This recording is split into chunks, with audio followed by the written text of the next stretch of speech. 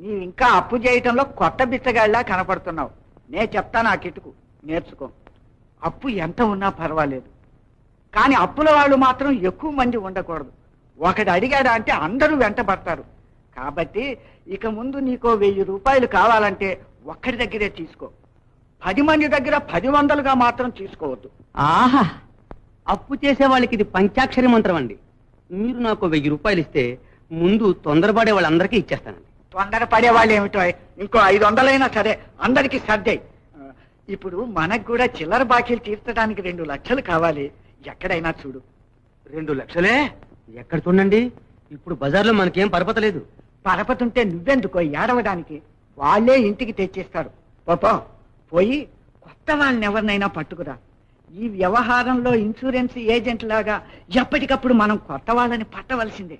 నీవు ఇంకా అప్పు చేయటంలో కొత్త బిచ్చగాళ్ళలా కనపడుతున్నావు. నే చెప్తాను ఆ కిటుకు, నేర్చుకో.